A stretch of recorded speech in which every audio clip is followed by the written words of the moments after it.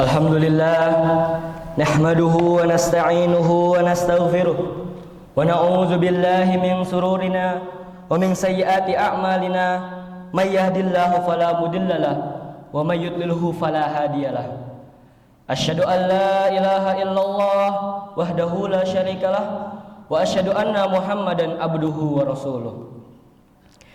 Ya ayyuhalladzina amanu taqullaha alladzi tasaaluna bihi wal arham innallaha kana 'alaikum raqiba. Ya ayyuhalladzina amanu taqullaha haqqa tuqatih wa la tamutunna illa wa antum muslimun.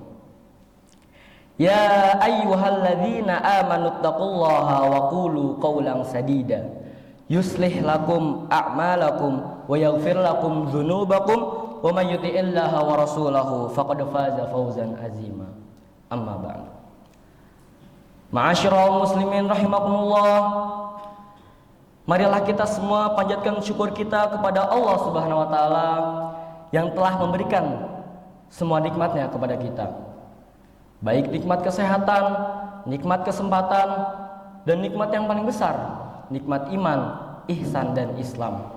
Sehingga kita semua bisa berkumpul di masjid ini melaksanakan sholat Jum'ah tanpa halangan apapun.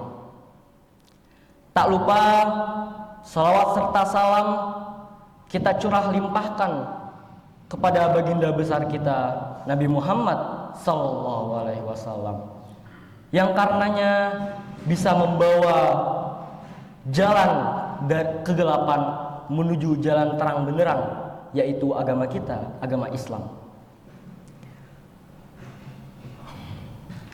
Ma'asyiral muslimin rahimakumullah. Allah telah berfirman pada Al-Qur'an surat Muhammad ayat 33 yang berbunyi, A'udzu billahi minasyaitonir rajim. Ya ayyuhalladzina amanu atii'ullaha wa atii'ur rasula wa la tubtilu a'malakum. Yang artinya adalah, wahai orang-orang yang beriman, berimanlah kalian kepada, bertakwalah kepada Allah Subhanahu wa taala dan bertakwalah kepada Rasulullah sallallahu alaihi wasallam, dan janganlah kalian merusak semua amal yang telah kalian perbuat. Dalam hidup ini banyak pahala-pahala yang bisa kita perbuat, dan banyak pula dosa-dosa yang bisa kita perbuat. Dosa-dosa yang bisa kita perbuat dapat merusak semua amal yang telah kita perbuat. Ada banyak aspek, salah satunya adalah riya. Lantas, apa itu riya? Apa buruknya riya? Apa bahayanya riya? Secara singkat, riya adalah melakukan sesuatu yang merusak amal soleh yang kita lakukan. Riya adalah melakukan suatu ibadah yang mengharapkan kepada manusia sehingga tidak adanya keimanan kita kepada Allah Subhanahu wa taala. Menurut Imam Al-Ghazali, pangkal riya adalah mencari-cari perhatian seseorang, yang intinya adalah riya adalah mencari perhatian orang dengan kekuatan yang Allah berikan kepada kita. Lalu apa sih bahayanya riya? Bahayanya riya adalah riya merupakan perbuatan syirik, syirik yang tersembunyi, syirik asghar atau syirik kecil. Kenapa? Kenapa disebut dengan syirik asghar atau syirik kecil? Karena ketika kita mempunyai sifat-sifat riya, hanya kita dan Allah yang tahu. Misalnya kita sedang beribadah, lalu ada orang yang melihat kita, dan kita memperbagus ibadah kita. Kita mempercantik gimana sholat kita. Untuk apa? Untuk dilihat orang lain. Itulah yang disebut riya. Pernah dalam satu cerita, ada sekumpulan pemuda yang sedang berkumpul. Mereka sedang berbincang, mengobrol dan berbicara tentang Dajjal dan Isa, Dajjal dan Al-Masih. Lalu Rasulullah Shallallahu Alaihi Wasallam datang kepada sekumpulan pemuda itu, lalu bertanya, wahai para pemuda, tahukah kalian apa yang lebih aku khawatirkan atas diri kalian yang sedang membicarakan Al-Masih Ad-Dajjal? Para pemuda itu langsung menjawab, apa itu ya Rasulullah? Apa yang lebih dikhawatirkan olehmu ketimbang masalah Al-Masih dan Ad-Dajjal? Rasulullah SAW menjawab, yang aku lebih khawatirkan adalah syirik yang tersembunyi, syirik asghar, syirik kecil. Ketika seseorang mendirikan sholat, dia memperbagus sholatnya, dia mempercantik sholatnya, ibadahnya hanya untuk dilihat manusia, bukan karena Allah. Lalu apa sih bahayanya riya? Bahayanya riya itu ada banyak. Pertama, amalan yang telah kita perbuat akan sia-sia ketika kita melaksanakan riya atau melakukan riya atau mengharapkan kepada selain Allah Subhanahu wa taala. Yang kedua, kita akan mendapatkan siksa di dunia dan akhirat. Tak tanggung-tanggung ketika sudah di hari kiamat, kita akan ditanya, apakah kamu melaksanakan ibadah karena aku? Iya, aku ibadah karena Allah Subhanahu wa taala.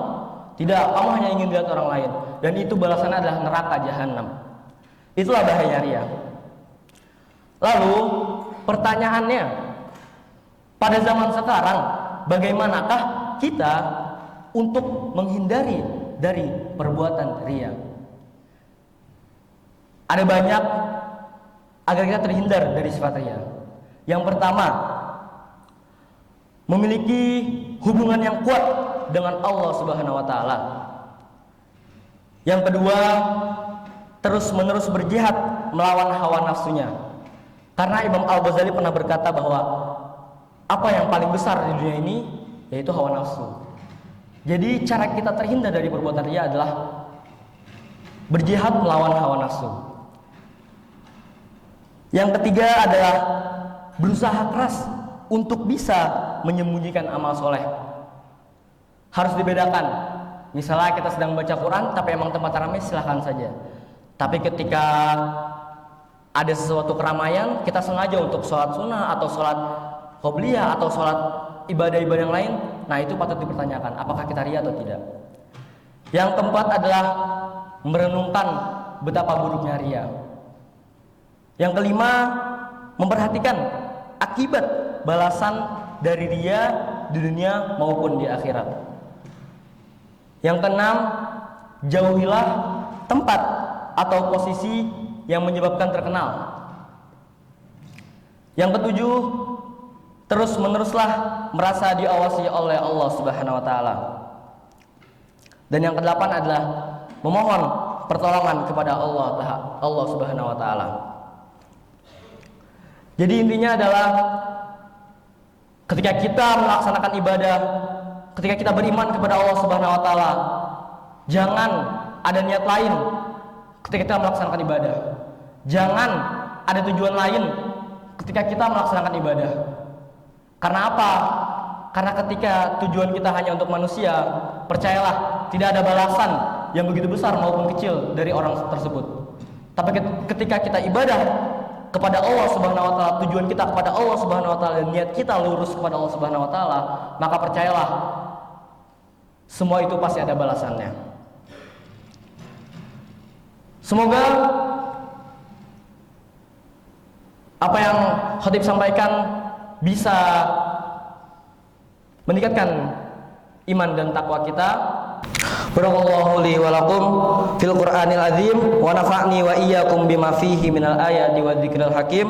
Aqulu qawli hadza wa astaghfirullahal azim li wa lakum.